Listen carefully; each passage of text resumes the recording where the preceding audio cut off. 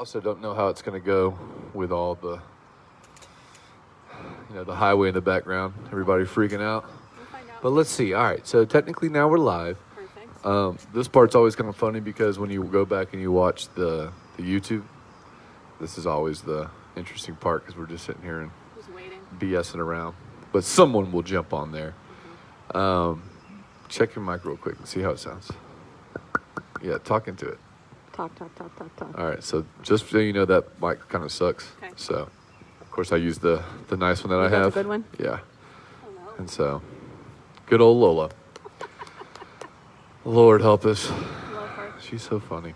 So, well, first off, thanks again Thank you. for being on here. This is episode number 5. Perfect. So it kind of worked out because I took a break in April because Micah was born. And so now we're basically 5 for May, and then next Worked month out. will be June. So that'll be cool. Somebody's on there now. Hello. So if people are new to the podcast, it's M&M&M's. So they stand for Marketing, Music, and Musings.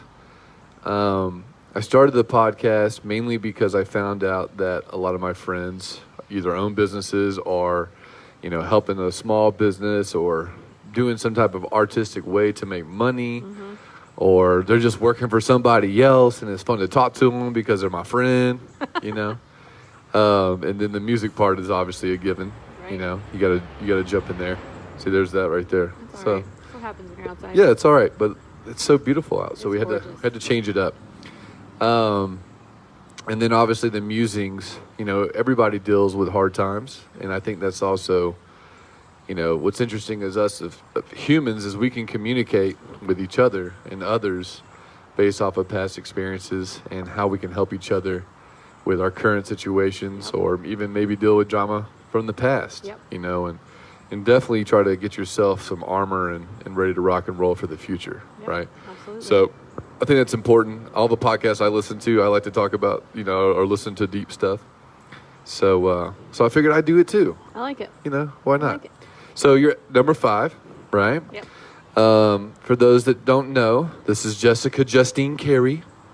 On Facebook, just Jessica Justine, and Yep. then to Fico Escalante, just Jessica Justine. I love right? it. Well, I have a soft spot for that too because I had a family member that would only call me Justine. Really? That was it. Yeah. I like it. That was it. I love it. So when Fico drops a Justine on my name, Just a little bit of love. a little bit of love. Yeah, I it's love good. I love it. Feels very familiar. I love it. And this is Lola. Lola's got to be here, obviously. Lord help us. So I turn your mic up just a tad. Thank so you. you don't have to try so hard. Thank you. Because that mic, that mic I got in, it was like, oh yeah, this mic is going to be perfect for, oratory purposes. I'm like, that thing sucks. Like, zero oratory ability whatsoever. And you're talking to a dancer too, Yeah. so like trying to Yeah, speak. you're like, for speaking its- this thing. Yeah, I don't know.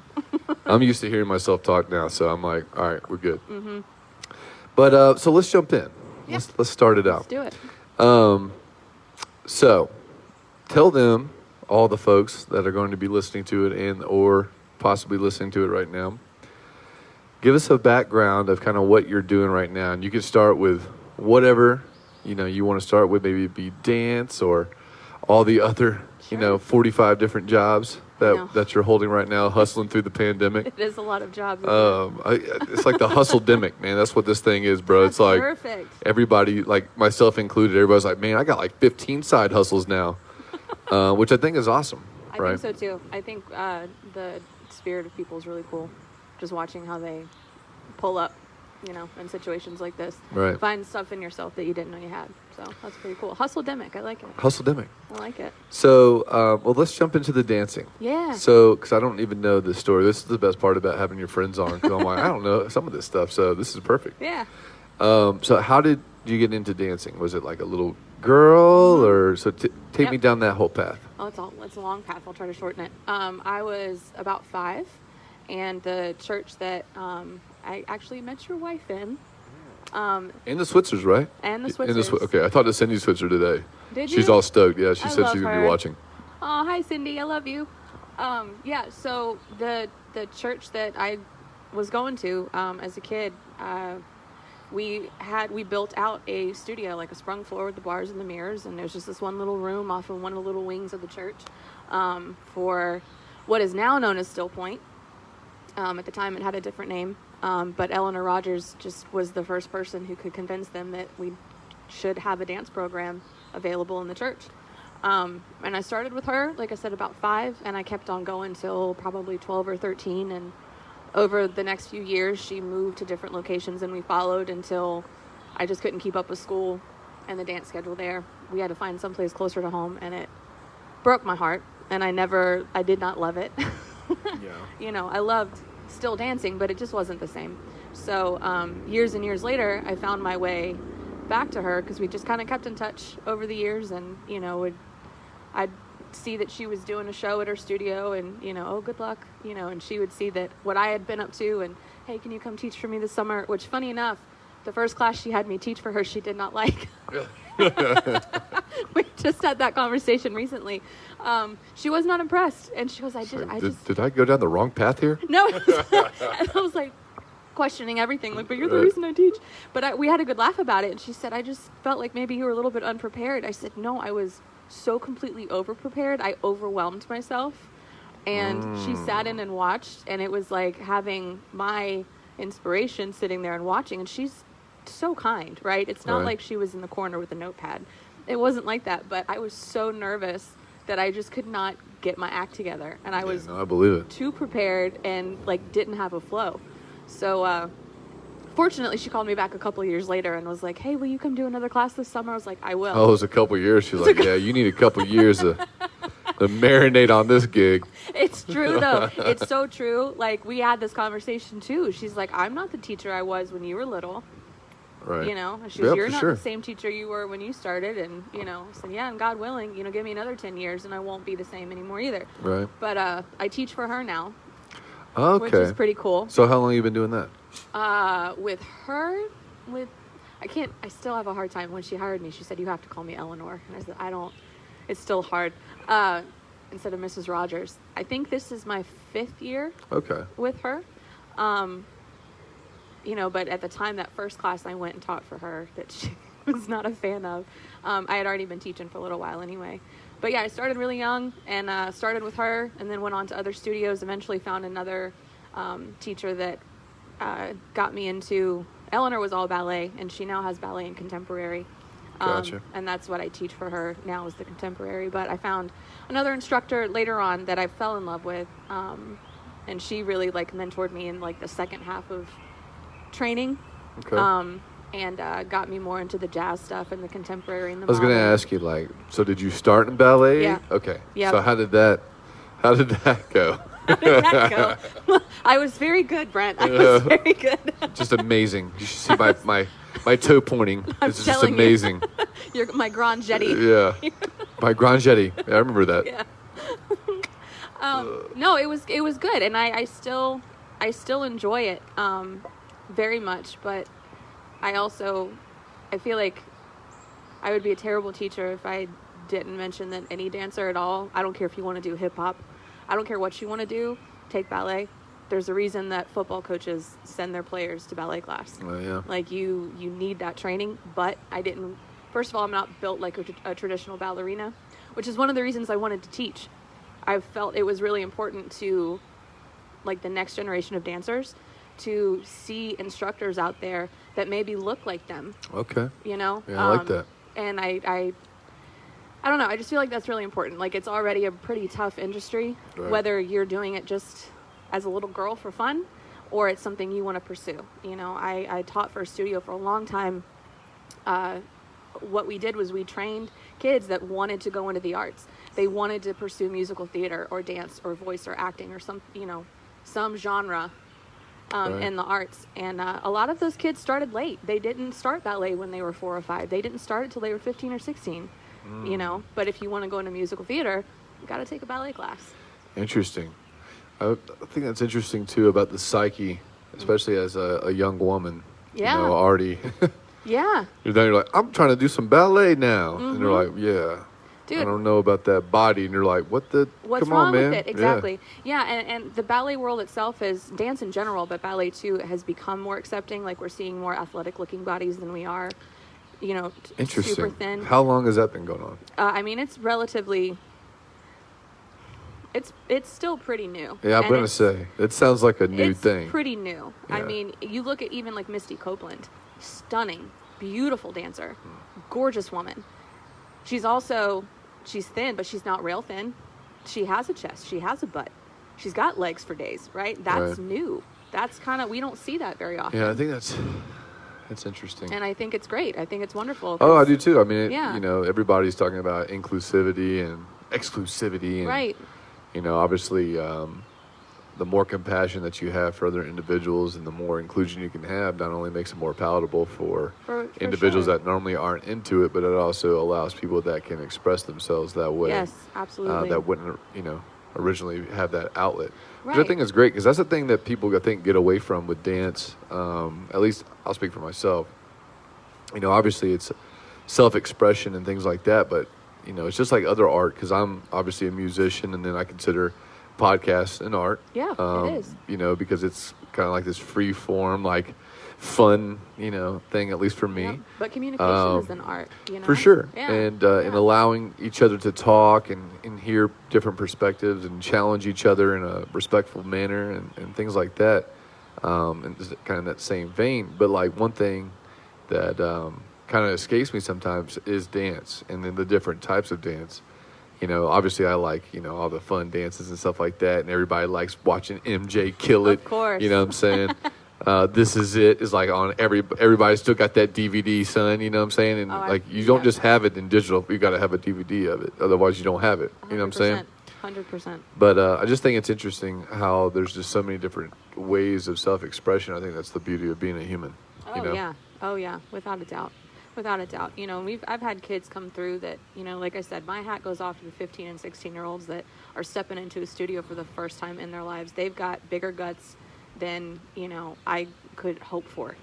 I mean, they're to come in and just be like, yeah, I don't know anything. I know plenty of grown people that have been doing what they do for decades that don't have the guts to say, I don't know what I'm doing. Yeah. Well, I think it's funny, the different mindset. So I've been blessed to have this new job, right? So I'm in recruiting and staffing, right? And it's been great because I have a team under me that I'm getting to help build, right? But it always makes me think because like I read all these books of other leaders and stuff like that because obviously I want to be a good leader. I want to be like the people that inspired me. I want to be that boss that I never had. Right. I want to be that guy, for these people where they can look back and be like, man, I really enjoy working with him. Yeah. Right? Yeah. Especially in a leadership position because it's absolutely. awesome. But where I'm going with it is like, it's so funny. You think back of all the people that were bad at leadership, or at least you thought they were, and then you think about it, you're like, man, everybody's just kind of winging it at all times. Yep. Like some people wing it a lot better than others, but at the end of the day, everybody's just winging it, figuring it out. trying to make it look like you're not. I think that's hilarious. It is. Isn't that funny? It is. He's the expert of winging it better than you, I remember hearing Oprah say one time, is the only thing I'll ever quote Oprah on. I forget who she was interviewing, but she said, listen, I'm just flying by the seat of my pantyhose. Right. I thought, yep. Same girl, same. Well, I think it's also, it's humbling and it's great to be around leaders that can also just tell you that, because I think everybody feels like if they say, I don't know, it's like, whoa.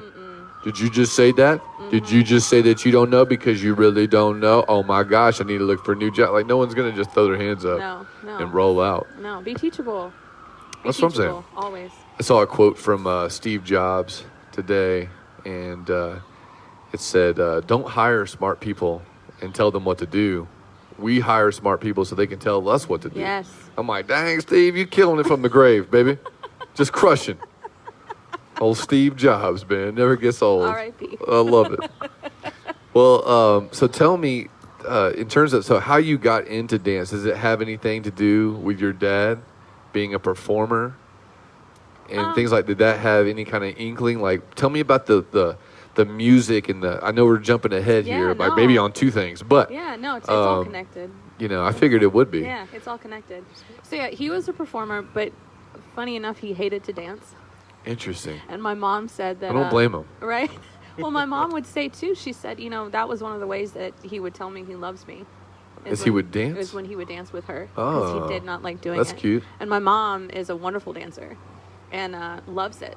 Just absolutely loves it. And he hated it. And it blew her mind. She's like, but Chris, you're on stage. You perform. You have to dance in your shows. And right. He said, no, Cindy, I hate it. I hate it. I hate it. Sucks. But when he would get up and ask her to dance at a wedding or something, you know, she would always just get this little glow. And I remember being little or young, and she said, you know, that's one of the ways that he tells me he loves me. Super smart. Yeah, Super smart. Right? I love it. Yeah. Do you know what your dad's love language was? If I had to guess, I would think probably words was a big one. Okay. That's mine. So yeah. I can feel you. I think a lot of men are words of affirmation. You know, I think they all, you know, little girls especially, but men, you know, need their dad's approval. Yep. You know, and needs to, you know, make their dad proud. Yep. You know, and the words of affirmation is what you really know, quite literally the attaboy. Yeah. You know? Yeah. So that wouldn't be surprising. And I feel like it's probably fair to say words was a big one for him because he was a writer. He was a, you know, performer. He liked giving speeches. He liked, you know, putting words on paper and, hello, girl. Come on. There we go. We knew this was going to happen. We did. We knew. It's not even surprising. Nope, not even kind of annoying. Regardless. It's okay. But yeah, you know, as his tagline for his business was Chris Carey, the creative communicator. Oh. So I feel like words was pretty big. Yeah. It was pretty big. I love it. Yeah. So basically him doing his thing, did that influence you in terms of like, I want to be self-expression like daddy? I think it did a lot because I remember taking a lot of the like souvenir tapes and stuff that he would sell at the shows or you could buy. Yeah. I would grab those and I don't know if you remember the Fisher-Price robots with the microphone and the tape deck. For sure. I would stick the tape in my little Fisher-Price robot thing and make up my little dances for him just and crush stuff, it. Yeah. and just do it, you know, and I really liked being able to like dance to daddy's music. Right. You know, it was like I felt like the coolest kid ever. And it was weird too because I had some friends growing up that I found out years later. They would look at me and go, you know, I really honestly thought you were just like a pathological liar because you would talk about like, oh, my dad did this and my dad did that and da-da-da-da-da.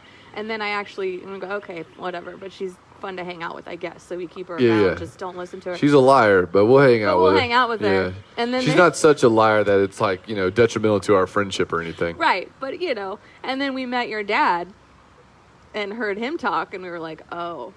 This is real. Yeah. So I actually had a friend in like middle school apologize to me. She said, I just have to tell you I'm sorry because I thought you were lying.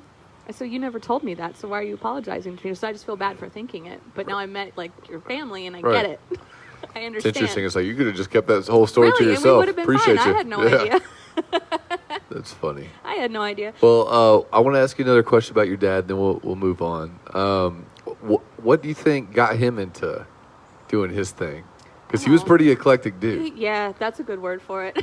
You know, like whenever I see photos and stuff, I'm like, dude, this dude was doing all kind. Like, how do you even get into that hustle? How do you do that? That's the thing. That's what I'm saying. Like, how does that even happen? He's like, I'm gonna create this side hustle, bro. I'm that dude. I'm gonna do it. I'm that dude. Well, I know he in like middle school, junior high, went to it was called the Boys Gym Club. And it was founded by Jim. I can't remember his last name, but he was kind of like a big deal in like the magic community. Okay. And he had a summer camp that he hosted. Cool. And it was for like kids who wanted to. Y'all want to do this deal? Right, let's Come on. do it. You like capes? We got them. We got them. Come on. Don't worry about it. You want wands and flowers? Hook you up. We don't have rabbits though. We can't bring the rabbits. That's a no now. Yeah, animal cruelty and all that. Gerbils maybe because no one likes gerbils. Or ferrets. Yeah. Like, man, you got a ferret you can pull out of a hat. We don't like those. We don't like those. Yeah. So I know he did that. And you know, I'd have to ask my aunt again. He has a twin sister. My Aunt Ellen.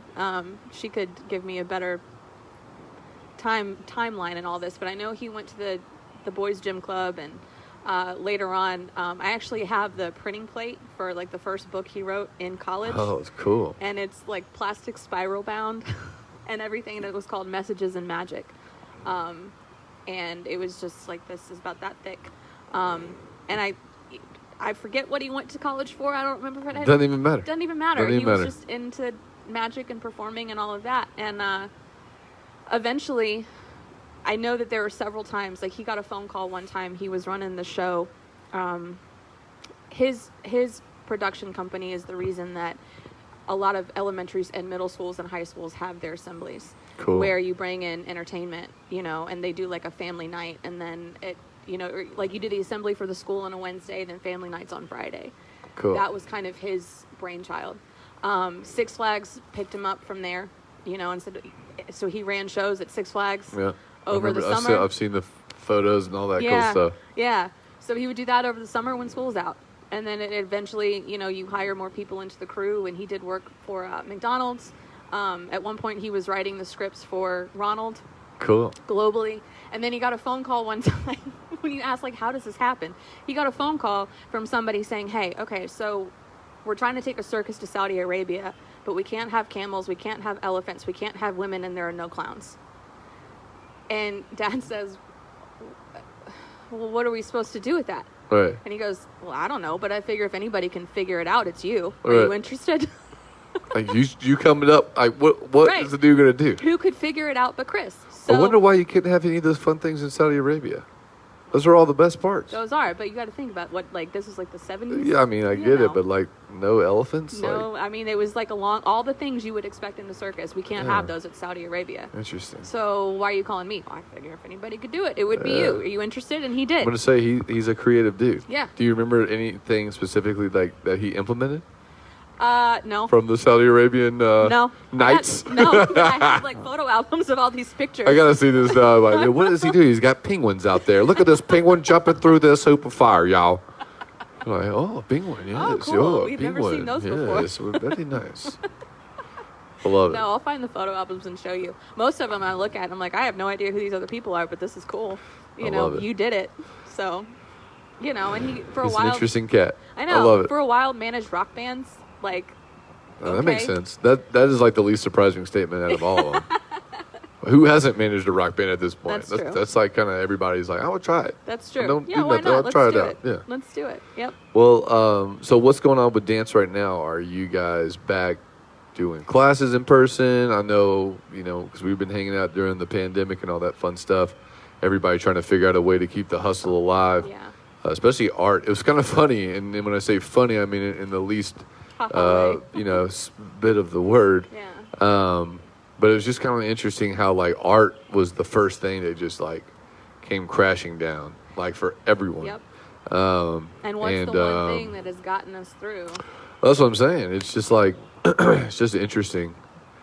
I won't break all that down because that's like its That's a whole own other episode. podcast. Yeah. Psychology behind music, art, and other fun things. Exactly. We'll do that side hustle. I like it. It'll be a side podcast. So I know that you guys were struggling and trying to figure out how we're going to still do dance and Yeah. doing all the virtual stuff and getting worn out that way and like making, barely any money doing that, if anything at all. And then where are we at now? So I work for a couple different companies. I Still Point Studios incoming. If you have children that are into dance, send them to Still Point. Yeah, always plug it. Always. That's why this thing is made for plugs. I love it. Yeah, like a freaking leaky boat, man. Plug it, bam. I like it. And the other company I work for is Creative Movement and Dance, and we go into preschools, churches, parks and recs. It's like an after-school program type of thing. And that company, we're operating, my division anyway, at like 10 to 15%. So it's better than it was this time last year, where it was all virtual. Which was, we walked away from filming our last virtual class because we wouldn't do them live. I know some teachers that have tried to Zoom their classes for little teeny tiny bitty ballerinas. My hat goes off to them. I didn't have the guts for that. I'm going to film it and we're going to send it. I'm going to say, that sounds terrible. No. So we're going to send it to the parents, and you can play it at your leisure. Yeah. But we filmed the last one, and I looked at my boss, and I said, so do we now add, like, Blue's Clues to our resume? Like right. Teletubbies? That's what it feels like. Yeah. You know, trying to do it that way. Oh, I feel you. It was really weird. Yeah. I think the last concert that we did, over the internet, because we only did a handful of them. I was here for a couple of them. Yeah, you were here. Yeah.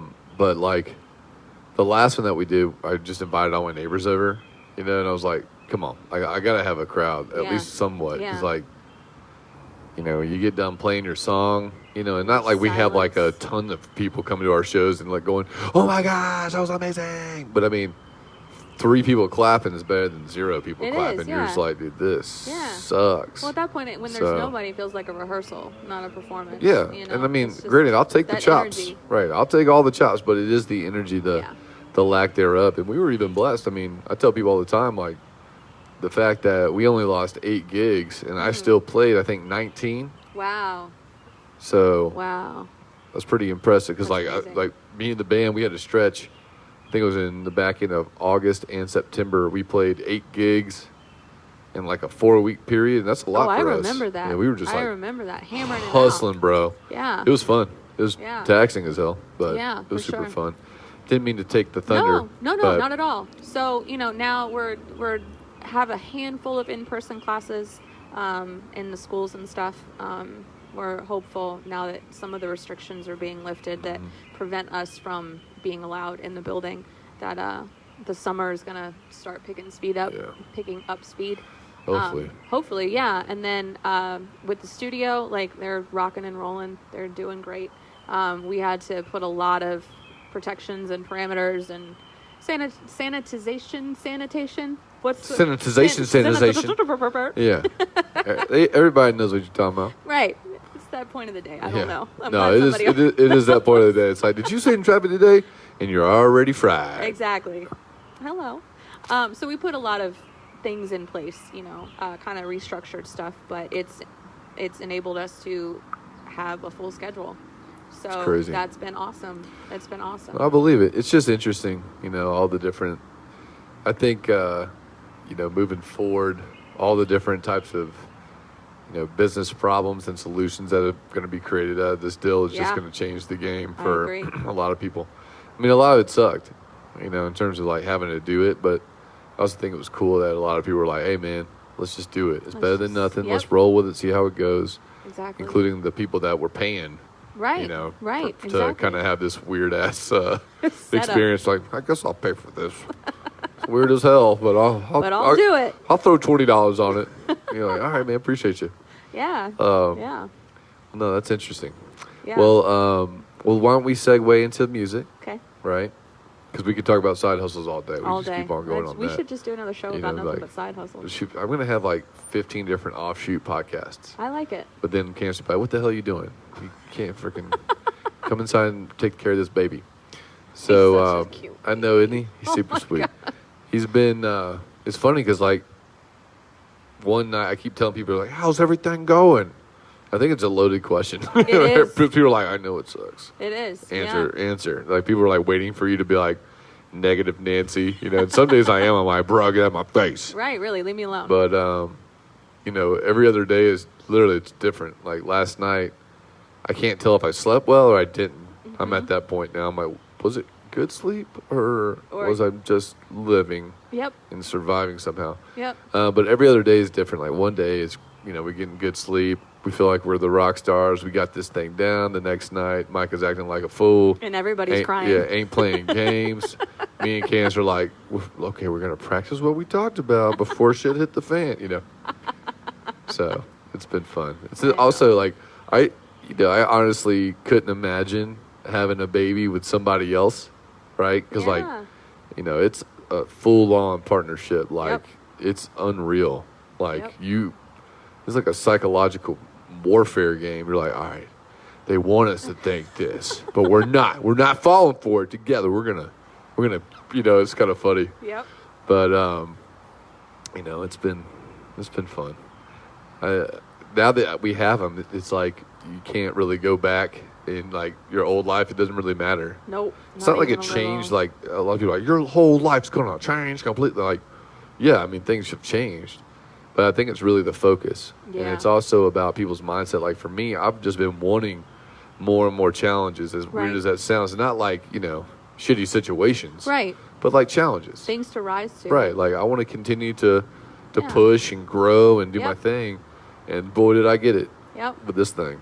So it's been interesting. It's been fun. I know. But so we're jumping into the music. So I know on your profile was the hardest to write, Was it really? by the way, and then it came out amazing. I was know, like, I oh love man, it. I was you made really me sound so cool. I was really impressed with myself. I was like, damn, you're getting pretty, you should quit all your other jobs and be a writer. You should. Just start writing. Yep. Then everybody, I'm gonna start. Hey man, you read my book? You read my book? People be like, dude, I'm so sick of Brent's side hustles. What the hell's wrong with this dude? Pick two and stay with it. Nah. But There's too many lanes out there. To I pick know one. it's so fun though. Being Don't just artistic pick is one. fun. So Fleetwood Mac. So where are they at on the scale of like your top 10? Are they number one for sure? I don't think we've ever really talked about music Yeah. outside of Tedeschi Trucks. Well, that's number 2. Right. So Yeah. that's about it. That's all we got then. Then Hanson. Don't forget. Well, yeah. I mean, Come on. I even listened to that. Everybody does that. Bro, I haven't listened to the record though. See, like, how many of your other friends do you go, hey, listen to that new Hanson record? Not How many many. actually listen to it? Not I many. listen to it, and I'm I can proud of you. critique the damn thing if you want to. We can go through track by track. I just appreciate But- that you would even be willing to go there with But me. see, I will listen to pretty much. I mean, if somebody's like, "Yo, bro, I really want you to listen to this," Yeah. not like, "Hey, listen to this random thing," ha ha ha. Like, I'm probably not going to listen to it. No. But if you're like, "Listen to this record. It's really important for me. Yep. This record, I love it. I like this, and this," or not even all that. Just say, "Hey, I really want you to listen to this record. Let me know what you think about it." I'll break that damn thing down. Son Because Little. I like, Son Little. Yeah. Girl, I got you. Plus, that dude, he is a weirdo. Yeah, Isn't he? Yeah, he was on the podcast with Eric Krasno, which is called Plus One. Check it out. It's good. New episodes every Monday. But Son Little was on there, and I was like, this dude is so damn weird. I know. But he's so freaking good, and like the way that he was kind of breaking down music and just, it's really weird and interesting. Right? But- there's some brains I just want to spend like an afternoon inside of, Yeah. you know. That would be one, but not too long. I don't even know if No. about an afternoon, maybe like an hour. Really? I Yeah, would take he's a like- weird cat. I would take a solid 4. Yeah, I don't know. Yeah. Have you listened to any of his other records? Mhm. Okay. I listened to, I think the one before Aloha as well, because they were talking forget about what how it's he called. recorded some of that stuff, and I was like, I'll be interested. That's what I do is I listen to these artists talk about how they break their records down, Same. and then I It's go listen to it, and I'm so like, interesting. oh, Yeah. I didn't see that It's last so time. interesting to me. But back to, this is why the music part's the best, I in know, my I love opinion. it. But then the music part's even better. I don't know. I can't decide. It's just awesome. I just love the podcast. Let's keep going. So Fleetwood Mac, why don't we just start from the get-go? How did the music creep in? Like, what was your earliest memory of music around the house? So I grew up in a house with 4 generations. It was my great-grandmother, my grandparents until my grandfather passed away when I was young. But then, my grandmother, and both of my parents and my uncle. And then it was me and my sister. And everybody... Is this your dad's brother? Mm-mm. Your mom's brother? Mhm. Okay. Yep, my dad only has a twin sister. Interesting. Just the 2 of them, yep. Is she a magician too? No. The Magician Twins. That'd be awesome. Would've been Wouldn't it a be cool sweet? gig. Yeah. No, she's... Roll with me here. I'm rolling with you. I got it. You know what? In her own right, though, she is a magician because she only recently retired from teaching. Oh, well, congratulations. I know, right? Poor thing. I know. God. Man, I don't know how How she did did it. I I don't mean, know how she did it, but she I was don't either. amazing. It was amazing. Did they have pensions still? I don't know. They better, damn it. They really, I know. I'm like, I don't want to pay for it, but they better have I know. some. I you know. And a wine subscription every month. Something. Just to the door. That Yep. and like, better homes and gardens. Yes. So you can like drink your wine and read the magazine. Yes. And so you feel good. Like maybe on the front porch. I like that. Like if you don't have your own front porch, like someone has to let you borrow theirs while I you like read that. it. Yeah. That'd be good. I think we should petition the state. Yeah. I think they'll do it. Hell, they Third raising side hustle. taxes on everything else. So like, let's do it. Better Yeah, homes why and gardens. not? I love that Look out magazine. for your teachers. Right. So within that house, everybody had their own tastes And, you know, I couldn't imagine. Yeah, but it was cool though. Like my dad was, you know, liked a lot of anything with a horn section he was into. And liked a lot of funk, and, you know, the Jackson 5 and my love for Michael Jackson definitely came from him. Nice. Was he like a Sly and the Family Stone type dude? Mm-hmm. Cool. I was going to say, yeah. Yeah. And then, that's money. Oh, yeah. And then my mom has, you know, similar taste, but then she loves Chris Isaac. She loves Libby Whittemore. She loves the Isley Brothers. You know, just, so there's some crossover between everybody, but they all had their own lane that they really preferred. So were you listening to like records, or were they tapes? Like what were all they? Of it. Was all like of everybody it. just kind of like plug and play, like we're all just like sitting around like family time, and everybody just put on a record type deal? So with my dad, he had a home office where he would sit and write, and we called it the dungeon. It was in the basement. And even after we moved, he got another basement office, and it was the dungeon. Dungeon 2. Exactly. He would play music sometimes while he was writing. But with him, mostly it was in the car. We'd get in the car and just jam out. And he liked music a lot louder than my mom did. So we'd, you know. Naturally. Yeah, we'd ride around with him and blast it. And then with my mom, she liked it pretty loud too, but she is the car karaoke champion. Oh. So the deal is you got to sing loud and proud. Nice. And every song, if you don't know the words, it's the doody-doo song. Yeah, you got to throw a doody-doo. Yeah. Yeah. So with her, you know, we'd sing in the car. And then with my grandmother, she had an old school stereo. And I don't know if you remember, but way back in the day, you would get like these paper magazines in. It was almost like the Parade magazine type of setup. And you could flip through and it had nothing but CDs and records and stuff. And you could pick so many for like 10 cents a piece. Yeah. And was it Columbia House? I think Is that what we're talking about? Yes. Yes. Dude. Yes. Oh, man. So when Columbia House would come in. Yeah, oh, man. Okay. Yeah. When it would come in, she'd call me in her room and I'd sit on her bed. And she's like, all right, I'm going to pick so many and you pick so many. And with her, I got classic country and gospel. She loved Johnny Cash. Yep. Hank Williams, you know, like all of the... She like a Merle Haggard guy? Oh, yeah. And Emmylou Harris. Like, that's where classic... nice. Yeah, like, I get chills thinking about it because it's just not the same now. I'm not saying it's bad. It's just not the same. No, it's not. But, hey, it's not it is what it is. So, it's interesting because, you know, I'm a deadhead.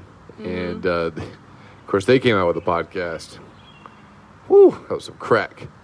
Basically, they broke down a few different records, and one of them was The Working Man's Dead, which, if you're a deadhead, everybody loves that record. I mean, it's just, you got to.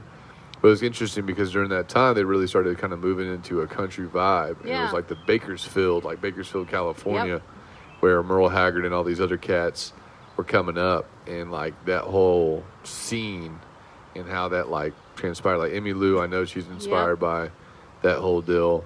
Hank Williams, not necessarily, but I mean, he was coming up with all those cats and stuff like that. Right. And I just think it's an interesting foundation of music. It's like a brick. I agree. That you can't you can't dodge it. No, you can't. Right? Like you might not like country now. Like I like some stuff, like especially like Chris Stapleton. Oh, Chris Stapleton to me is like a whole other lane. Like that's a whole other lane. Bro, and you know, have you listened to that record? The new one? Well, no. So he was part of the Still Drivers. Yes. So Paul, Stephen Brooks' band's #1 fan. He sent me a record. He's like, "You like Chris Stapleton?" I'm like, "Yeah." He's like, "Dude, check this record out." And it's a Still Drivers record, which I knew he was with them, but man, this record is like stupid good.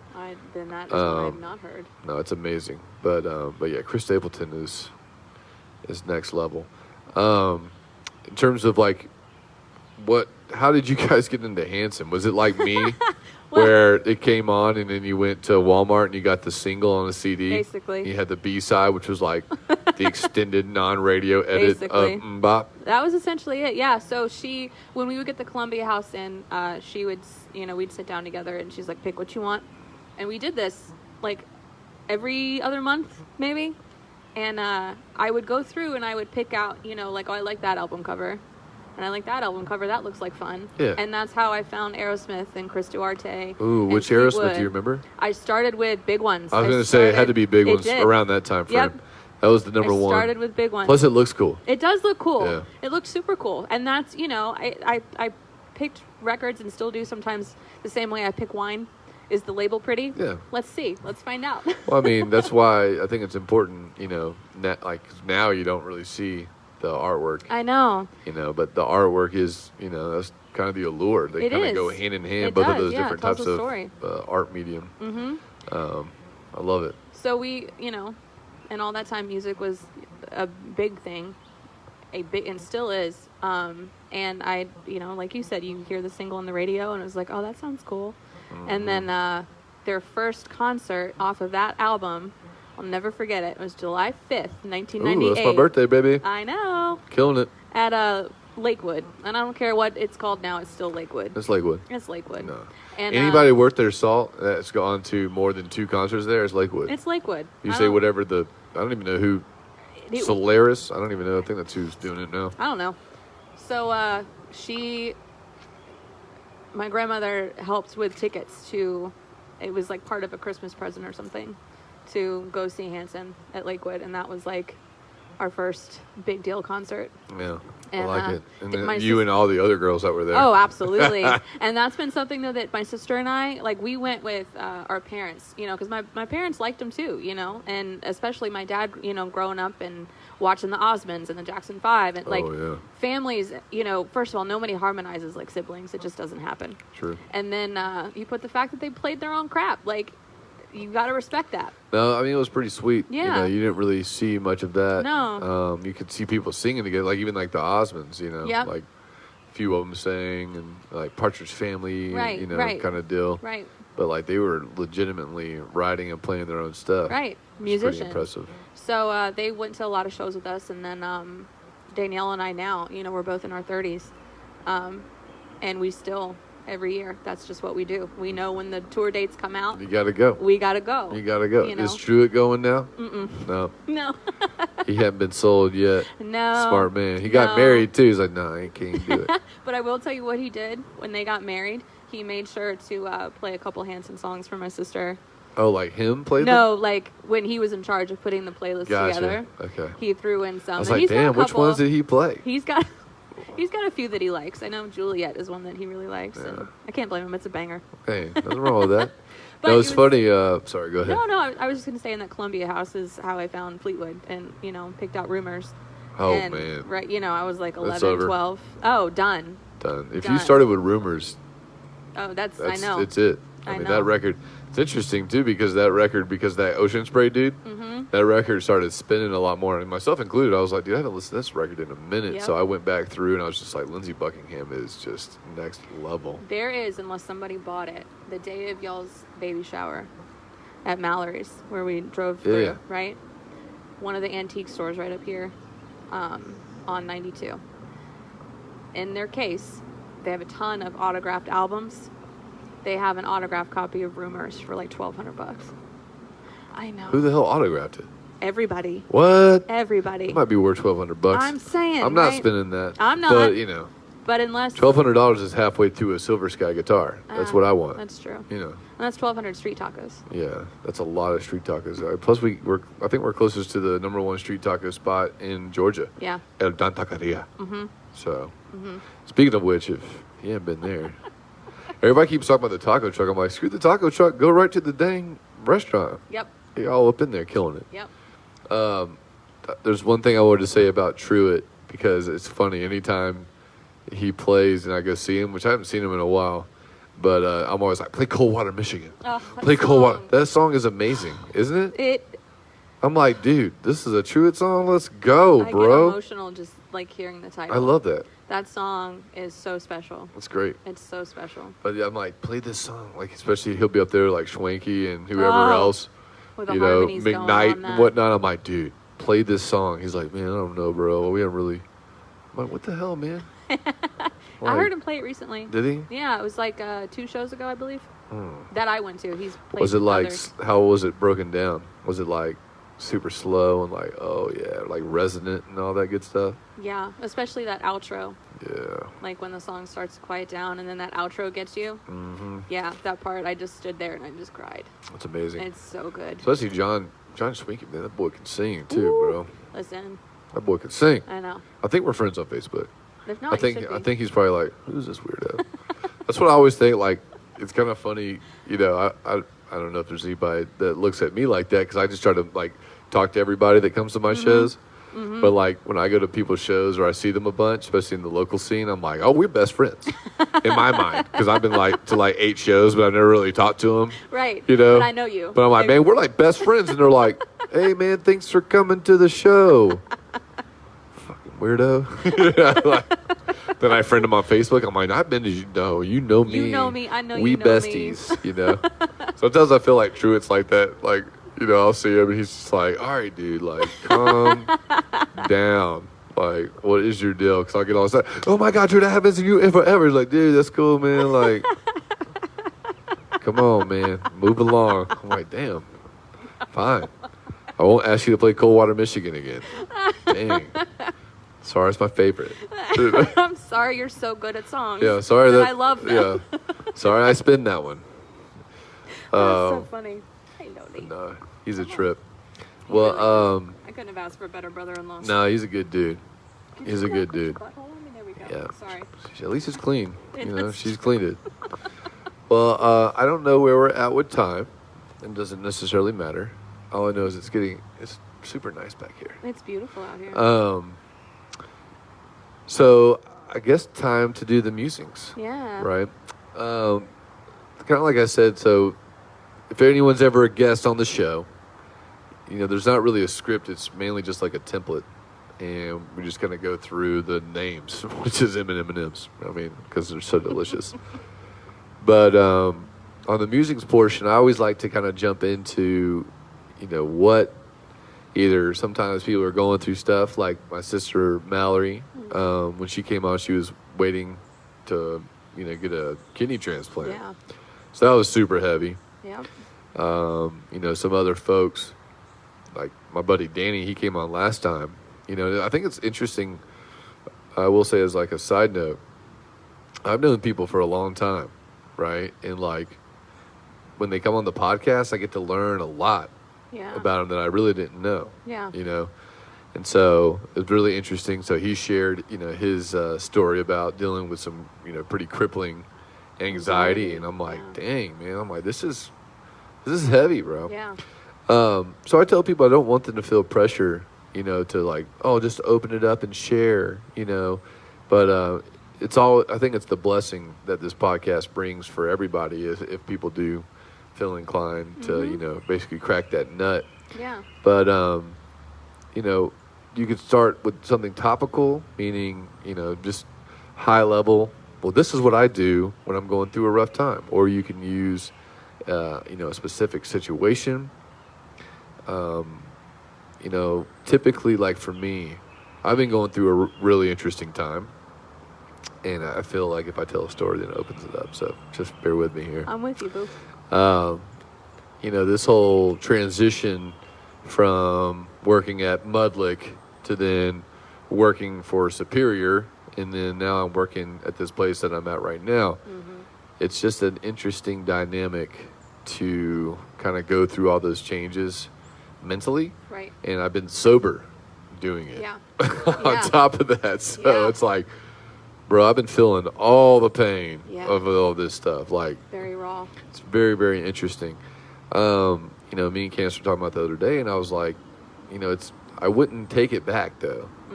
It sucked going through it. Hell, I'm still going through it. Like, it sucks. Because I'm building my book of business at my new company and, trying to close that gap as soon as I can. And things are going well. I have a really good boss, he's teeing me up with a lot of opportunities, things like that. And allow me to really try to focus and help grow the company, which is what I love doing. I love growing businesses. So I'm in a good spot. But just like everything else, things take time, right? And why things take time, it's like you have to play this balancing act of struggling. Yeah. And you're like, well, how much energy can I really exert? Because that's kind of where I'm at right now, where I'm like, I'm going to try to spend all the energy that I have. And then, of course, I got a new baby now. Right. And then I have a wife that just had a baby. Right. Right. And then it's just insane. And then gigs are coming back, and it's just like this crazy dynamic. What's going on with you right now? I would say a lot of, you talk about how things are still going on. I 2020 was rough, like it was for everybody, right? I feel like we all like universally like had our own collective suck, and then the trickle down effect of that collective suck is very individual. Okay. So the universal suck was, you know, a lot of things shutting down, and I can't go to work like I used to.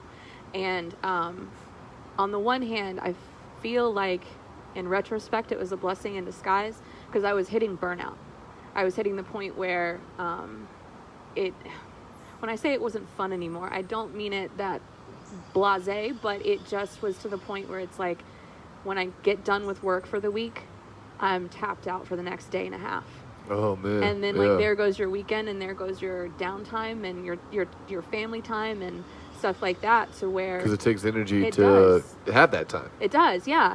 And then I finally like, okay, I feel like I got it in me, and then it's back to it again. So things needed to be restructured. So I'm grateful for. Like, I'm gonna go forward into, you know, this coming year with some restructuring. Right. So that's good. But the trickle down effect of that is I realized that my outlet of expression was gone. It wasn't just being a teacher. It wasn't just having, you know, these kids that I absolutely love and adore. It was also my way of being creative, you know. And Wilco has a line in one of their songs that says, "When I forget how to talk, I sing." And I'm no singer, but to me that just speaks to the power of music, right? And as a dancer, songs are so important to me, and what I choose and choreograph to, there's always a reason for it. You know, when my godmother passed away, it wasn't until I was able to do something in tribute to her that I really grieved her.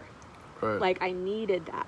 And the song I chose for her was 90% of that, right? Music is a language. And as a dancer, it is our language, right? It's our backdrop, it's our template to what we put to it. So having that kind of pull out, there came a point where I just snapped. Like, you know, it's like, okay, we're fine, we're good, we're going to try it this way, we're going to try it that way. And again, awesome. We found some ways to reinvent ourselves, as my kids did. I could not have asked for better kids to be with, because I learned from them. Right. Just as much as I hope they learned from me, you know, going through that experience. But it was hard. It was hard on them. It was hard on us. And it was a different way of doing things, but it's not ideal. It's just not. Right. But that really, I feel like, started a major depression. And it was like all these other things just started stacking onto it. And there were some really beautiful moments too. You know, I became a godmother, and then my baby turned a year old. And there were so many moments, life moments last year, where full circle, it just hits you in the face. Right. Like the day before my goddaughter's first birthday, and she's a miracle baby. Like 10 years they waited on her and tried for her and went through a lot to get her. Is this Sarah's show? Okay. Yep. Cool. Tim? Yep. Yeah, they're good people. They're wonderful people. Yeah, they're super sweet. Tim is such a that dude's super sweet. I know. Sarah's, I mean, that's a given, but like, that's a given. Tim looks like awesome. This dude. He's like, you know, he's like, oh, and you tell him, oh my God, come here. You're like, oh my gosh, I love you. Holy cow, man, come here. I know, I love them. Cool. I absolutely love them. But it was, you know, we're celebrating her first birthday, and the day before my godfather dies. And it was one of those full circle moments, you know, where things come in threes. You get life, death, and a wedding. They all are going to happen around the same time. Right. Well, those two happen, and the following weekend, my ride or die gets married. Wonderful, beautiful day. I'm in the makeup chair an hour before the ceremony, and my best friend calls and has to go to the hospital. You know, and it was really scary. And then go through a breakup, and then this, and then that, and then my grandmother just very suddenly, Christmas Eve, dies. Right. So it was kind of like, you know, and then all the stuff that goes with that, right? Like her house is home base. So then, like, your sense of home, even as an adult with your own roof over your head, and this, like, your sense of home and security is rocked. Just trying to get through that, trying to not feel the pile-on effect, trying to deal with things individually as they come. I feel like there's a lot of sense in that, and at the same time, you also should acknowledge that, you know what, no, it's okay if you feel like you've been hit, from a couple different directions, and that, to me, I feel like has been the biggest part of trying to learn and grow through this, is to not compartmentalize so much, right?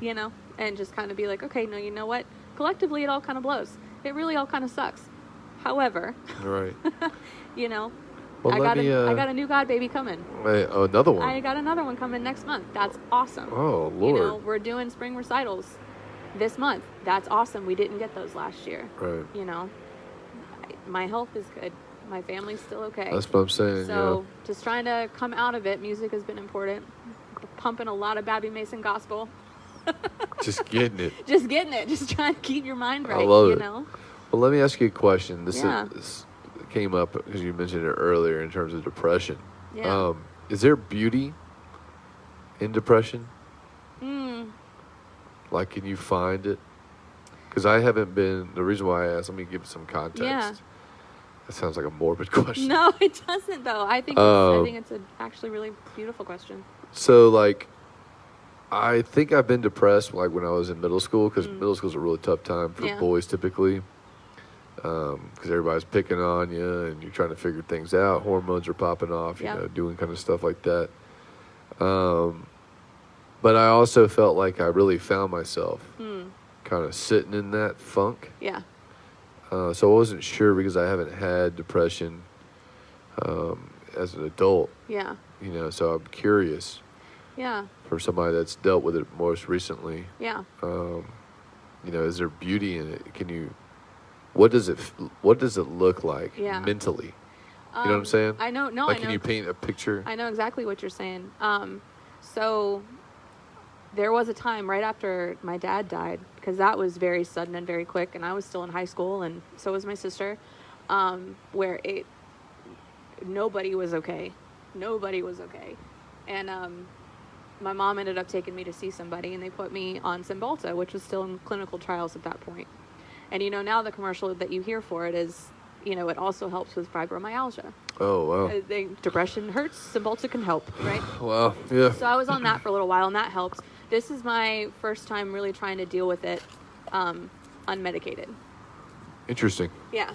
And what's the difference? Well, I don't want it to sound as crude. No, go ahead. In terms of what's the difference? No, go ahead. But, like, it's a valid question. What is the difference? Like, was there a fuzz on it? Was there not a fuzz on it? What does it look like? Is it sharp and jagged? Yeah. Like, what does that look like? So I know the first time around, in high school, it was very fast. It was very quick, and I felt like I was drowning.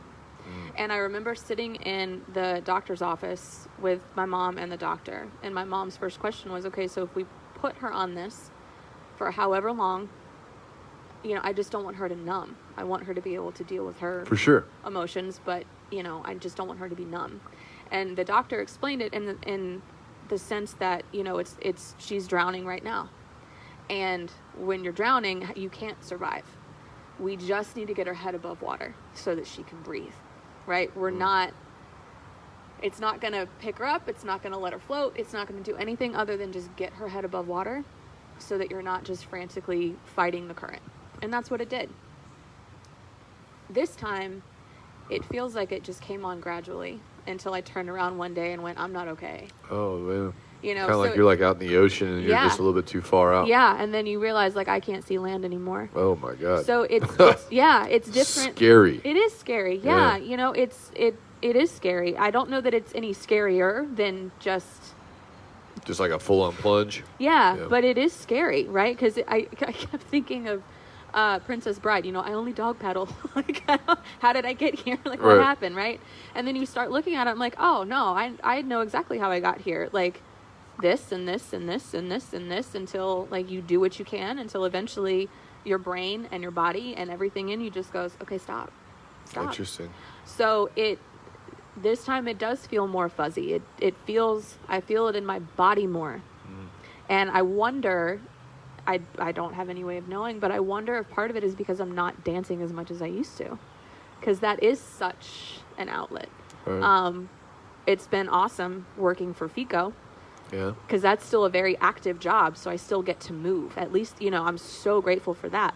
So grateful for that. For so many reasons. Not just the fact that it helps me pay my bills. Right? FICO, it's funny about FICO, sidebar. Yeah. FICO has like blessed so many people. I know. With his business. Yes. Myself included with Candace. Yeah. I mean, when the pandemic first hit, I mean, yeah, weddings was donezo. Yeah, everything was canceled. FICO tossed a lot of business Candace's way. Yep. So I know FICO's been a godsend. Like as just with the job and as a person, as a friend, he's been a godsend. He's my best friend, man. Yeah. He's my dude. Yeah, I see why. I 100% see why. So anyway, I just know maintaining an active job helps, but I feel it as it came on more gradually. I feel it more in my body, and weirdly enough, I feel it starting to lift almost from the bottom up. Interesting. And it's like the last place to go is right here. It just feels heavy. It doesn't feel sharp. There's like waves and moments of just like stabbing in the chest. There was a song that, of course, it's always a song. It's always music. Mm-hmm. No One Knows Me, like the piano. And I heard that song and I just, it just bubbled up. And it was like somebody took a knife and just shoved it in my chest. And because it made me think of my grandmother. And it was just like this overwhelming, I can't breathe kind of grief. But when it was done, I felt lighter and I felt better. And that same sense of heaviness that I've had since she died, it's not the same. Interesting. So, it came on gradually, and I feel like it's leaving gradually, but it just feels, overall, it's just heavy. It's not even fuzzy, it's just heavy. When you felt relieved, did the knife come out? No. Was it just still in there and just kind of the emotion kind of went out around it? Yeah, that's exactly it. See, you speak the language of synesthesia. Yeah, Is this on purpose? I don't know. No, I mean, I kind of want, I like to, I don't know. I feel like anytime I talk about myself, I literally, especially for the people that I'm working with now, I have to tell them I'm not trying to toot my own horn. I literally say it twice a day, 3 times a day. But I'm kind of a big deal. But I just like to kind of give context because they don't really know me. Yeah. I feel like people can learn and get me pretty quickly, but at the same time, I don't want to seem like I'm coming off like he just talks about himself. But kind of where I'm at mentally is I want to communicate on a different level. Right? Mm-hmm. I want to utilize all the different emotions and the different complexities of the brain and of the human, just predicament in order to really understand where people are coming from. And I think that imagery is extremely heavy and beneficial because if you're both seeing something in the mind while you're talking, what better way to connect? Yeah. It's kind of like listening to a piece of music.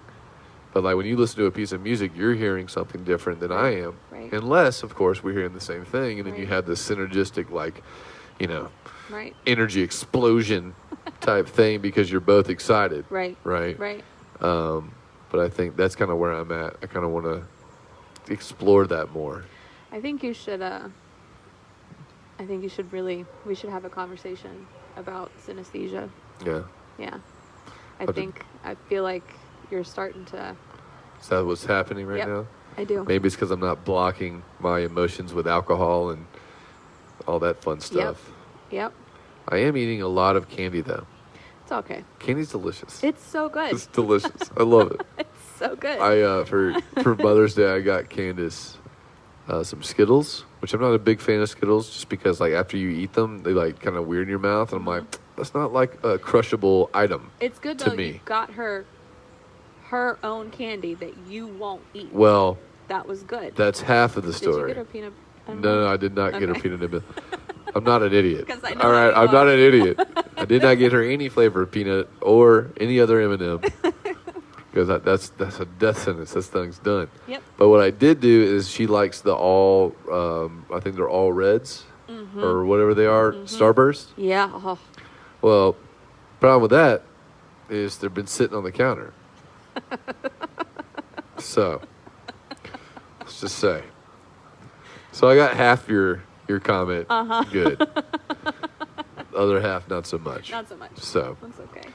Well, if people or somebody else, because there's got to be somebody. There's always somebody, especially right now. I feel like we're finally getting through this type of stuff. Mm-hmm. But I think, at least I'll speak for myself. I had this huge buildup, this emotional buildup. Right? I've been trying my best to let all my emotions out, deal with everything. You know, I've had some relationships blossom, and I've had some relationships crumble. Preach. You know what I'm saying? Like, for this last year, and some of them have been really long, relationships, and some haven't been that long. But it doesn't really mean that they're less painful, things like that. But I've literally had to go through, and I'm trying to be strong for myself. I can't just put up with people's shit anymore. Nope. And I'm standing up for myself, finally. Good for you. But that doesn't mean that the emotions are getting worked through at all times. It drives me crazy because I'm really focusing on that, and trying to get that through. And I feel like a lot of other people can obviously relate. It just feels like everybody's got this built-up tension, and they want to let it go, but like they can't just. We're just trying to get back to quote-unquote normal, right? But I think that normal is people's feelings. Yeah. They're not trying to necessarily get back to, I can go down the street and do whatever the hell I want. I mean, that's cool. But I think really what they're trying to get to is a normal feeling. Right. Right? And I think that this whole thing's building up on people. So with that being said, I know there's other people feeling what I'm feeling. I know there's other people that are out there that are probably listening or will listen that are dealing with depression at some level. What do you tell people if a friend came to you and said, Jessica, I'm dealing with depression. I'm really in the thick of it. What can you say to me that will help me in any way, shape, or form? I think it's two-part. I think it depends on one, if in their depression, are they struggling with the idea of wanting to take medicine for a little while? Because I know that's a personal choice, and it's a for sure. It's a big one. That's a struggle. It is. As it is. It is, yeah. I feel like the first thing I would tell them is it really doesn't matter what you choose. You have to choose not to feel shame around your choice. That's deep. I like that. Yeah. I like that. That's interesting because that could also be said for people that are dealing with anxiety. Yeah. Myself, I have ADHD, and of course, right. They don't want you talking in school, boy. So, like, you're having to. I used to hate that, having to take medicine, especially like I couldn't imagine because I never luckily felt this way. It was kind of pushed on me, by teachers and the societal pressure that they put on parents and just all that shit. It's just disgusting. It is. It's gross. It's gross. But, when you're an adult and that's when you should be able to make those decisions, I couldn't imagine having to deal with that. Mm-hmm. Like, because then you feel like you're admitting defeat in some way. Right. So just do not feel shame around your choice. It's your choice, and if you try your choice for a little while and it's not working for you, then make a new choice, and I think the second thing, honestly, I say it a lot to my friends, and I've had to kind of turn it back on myself, is be nice to my friend. When my friends are not speaking kindly about themselves, be nice to my friend. Right. I say it to my kids too. I'm sorry, I screwed it up, I messed it up, I'm no good, I'm this, I'm that. Be quiet, be nice to my friend. Right. I like that. And then beyond that, I know that, I've had a couple people, you were talking about it's a loaded question when they ask you about Micah, like, how's it going? Yeah, it's like, this is kind of shitty. Right. It is. Have you had a kid? It's kind of shitty, man. At first, Yeah. You're getting beat up. Yeah. But you don't want to be that dad that's like, man, it sucks ass, But you're just kind of like, dude, why not? This blows right you now. know what? I ripped the Band-Aid off and I started answering honestly because I know I've had to apologize to a lot of people in the last month or so for being MIA. I hit a point where I could go to work. That was a struggle. And when I'm done with that, I'm going home. Work took all my energy out of me. It's not that I don't love you. It's not that I don't want to talk. I don't know what to say. And I also know I don't want to hang out with me right now So I don't want to subject you to hanging out with me either. That's a good point. You know? I can relate because obviously I've had a kid. Yeah. And it takes a lot of energy to be there to not only support my family, right, but monetarily, right, struggling on that front, and that's also extremely humbling and daunting and kicks you in the face, and it sucks. It's scary as hell. And then you still got to have the energy to be positive. And like a lot of my friends are like, hey man, we haven't hung out in a while, dude. I haven't hung out with anybody. Unless you in the band, bro. We ain't hanging out right now. Exactly. Yeah. Like that's kind of how. I mean, it sucks. I've had that several of those conversations. I've had to go back and say, listen, I'm really sorry, and I understand like that can do damage. And I will say too, I have become super particular about who my friends are. And who I really like invest time into. Oh yeah, for sure. And I don't want to get emotional, but having to go back and have these conversations, the response across the board has been, do what you got to do. I get it. We love you. You can always call. And instead of like, people can easily close the door on you because it hurts their feelings and it can damage the relationship going MIA like that. So it is not lost on me the amount of love that and support that my friends have offered and given freely when I have not really been that great of a friend to them the last few months. Well, I mean, if you're only looking at things in the timeline of the last few months, you see what I'm saying? Yeah. Like, and I understand where you're coming from. Yeah. For sure, because I reevaluate what I got going on and how I'm breaking down my relationships with people. And am I really pouring into people? Like right now, I'm kind of being selfish. I'm not even going to lie, man. I'm like, my mom wants to hang out, my dad, which I get to hang out with him soon, but like it's to a point now, like I can't hang out on the weeknights really. Right? Like I can pull this off. Right. But even tonight, like, just like the last one, even before I had Mike, I was exhausted. Right. But I'm like, dude, I made a goal to do this. I want to do this. Yep. It pours energy back into me in a weird way. Yep. And I'm gonna flow through with it. But like, if somebody want to come over and have dinner, I'm like, bro, you can come over, but you got to be gone by like 7:45. Exactly. And bring dinner with you. Like, we're not cooking. You bring the food. For real. Yeah. Like, and bring some donuts because I love Krispy Kreme. Appreciate exactly. you. Exactly. So in all of that, the response of, you can always call. I finally said I know, but it feels really shitty when you ask, how's it going? Sucks. Yeah. It's not great. Well, you also, okay. you're trying not to be, like, you don't want to be negative, but at the same time, you're like trying to keep it real. I don't want to lie, but I also don't want to be that friend that's a downer. Right. And it's like, I'm not okay. And the response has been, then that's what you say. It's not okay. And you listen to me bitch about my day. We can do that too. I'm like, all right, yeah, that's true, I guess. And I'm finally getting to the point where I can do that. But I think, to wrap up that question is, if it sucks, then it sucks. And you can say that. You can say that. For me, saying I'm not okay, I don't do that. I don't do that. Right. Because there's always, it's like my grandmother always said, it doesn't matter how bad it is, you get up and you go to work. You do what you got to do. You depend on you. People depend on you. You get up and you work. And that statement covers so many things. Whether your job is being a parent, whether your job is being the breadwinner, whether your job is running whatever it is, right? Like your job is your job. You get up and you work at it. So I remember telling somebody a couple weeks ago, I said, look, I'm not okay. I'm just not. That's just where we're at.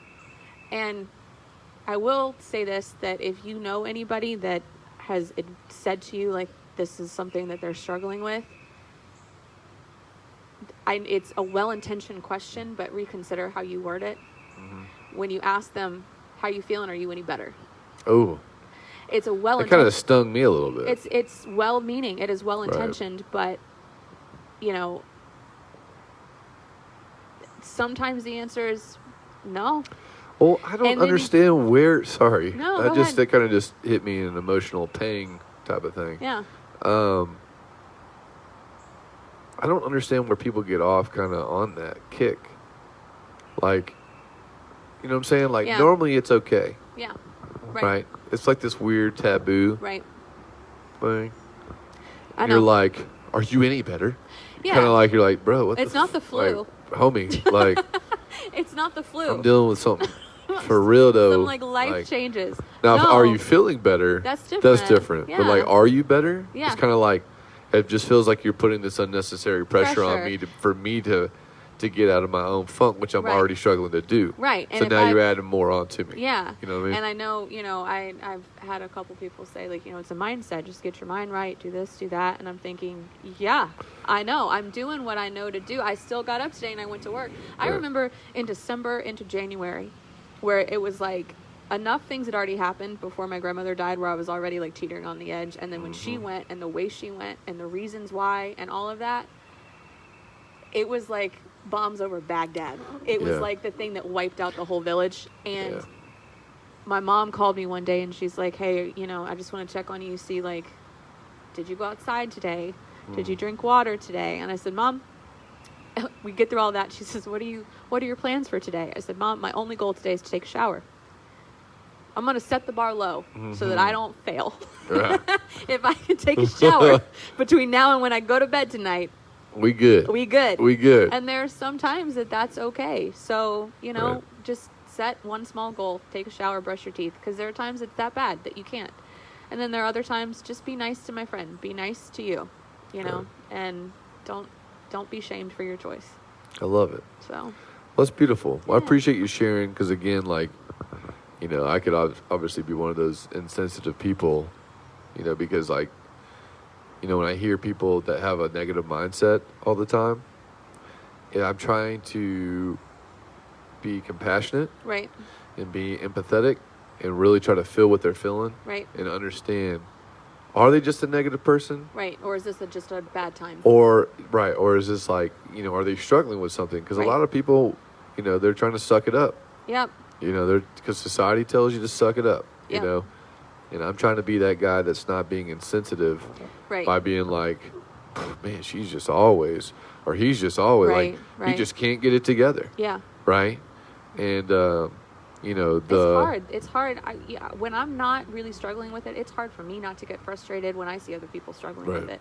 It's interesting, isn't it? It is, yeah. I wonder why that is. I think it's because I am repulsed by my own depression. But I wonder why, but what would that explain for me, though?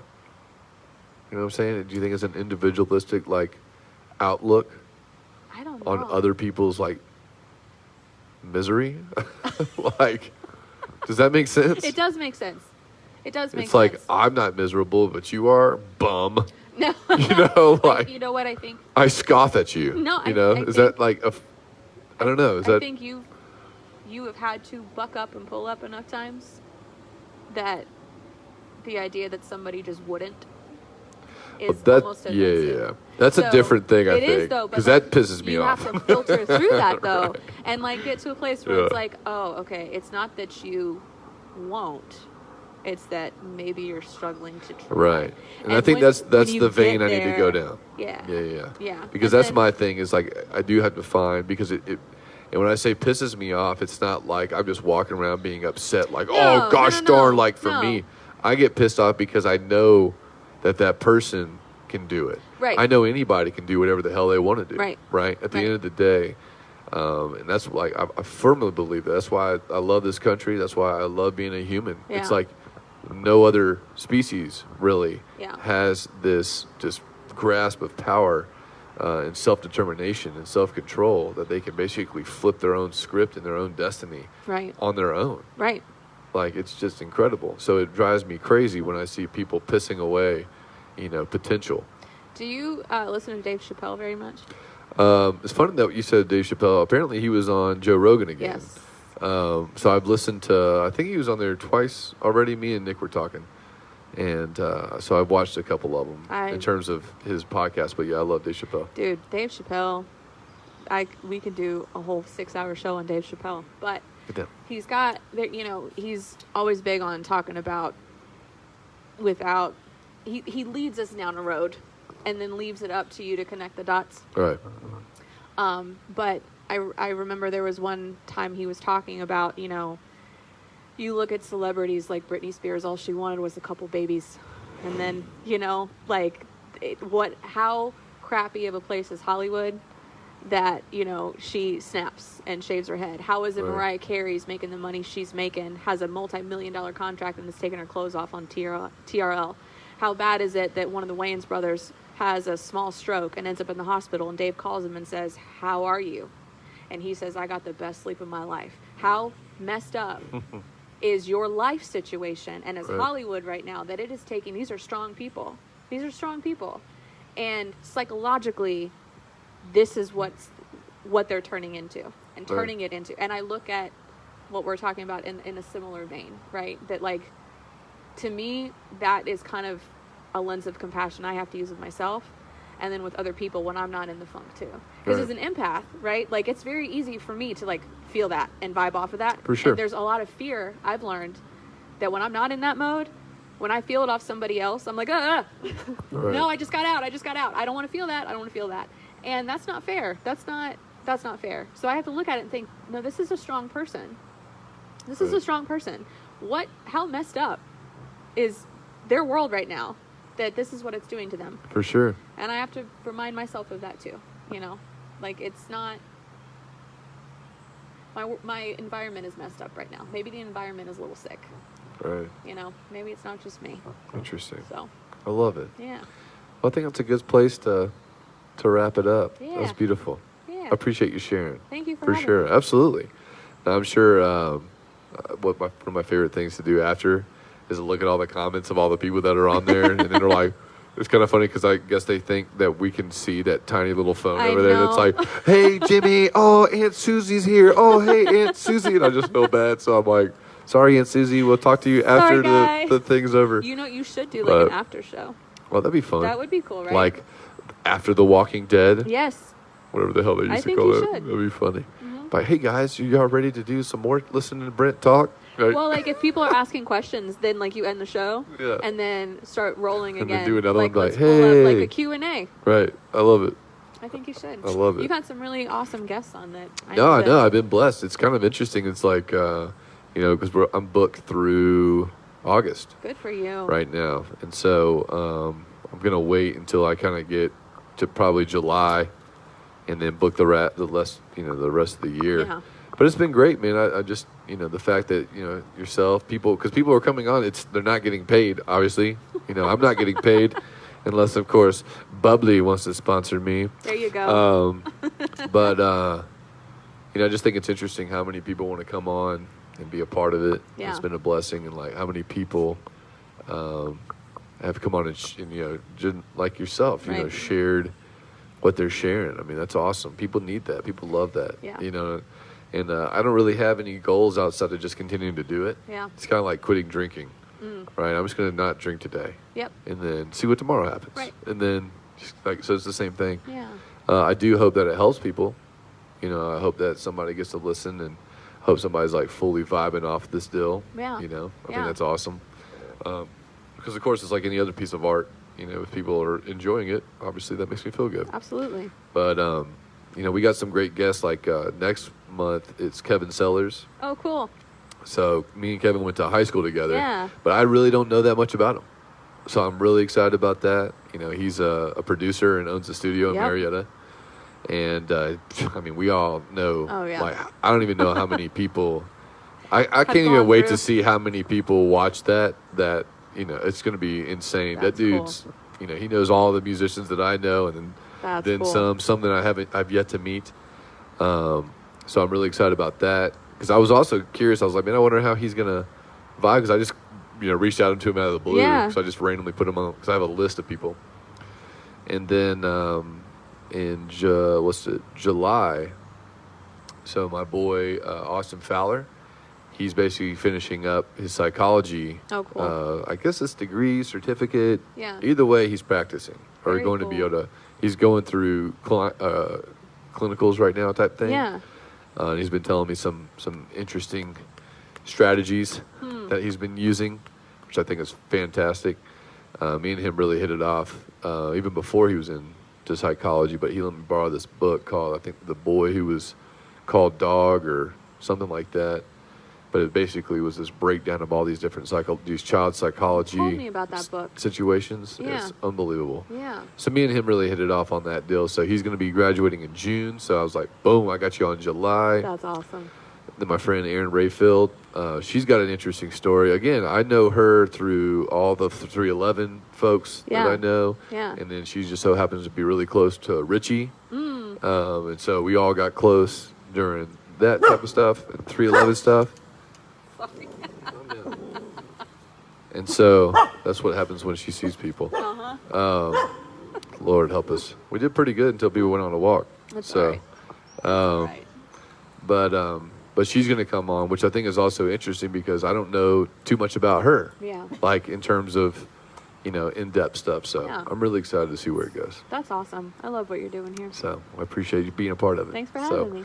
Well, appreciate everybody listening. We have our YouTube page. Obviously, you can type in M&M&M's, Yep. marketing, music, and musings. And then I've been I'll probably put these on Spotify. I think my goal is once I have 10, Cool. then I'll do the Spotify thing. It's kind of what I'm looking at. Yeah. Then do a big dump. So we'll see how that goes. But we appreciate everybody checking in. Appreciate y'all listening. Check in next month. And then the other episodes are all up on YouTube. So you can actually go through there and listen to those. They're really good. And there's something for everybody. Oh, absolutely. So appreciate you guys. Love you. Kisses. Y'all take care. Don't let Lola freaking bark into the dang mic. Crazy dog.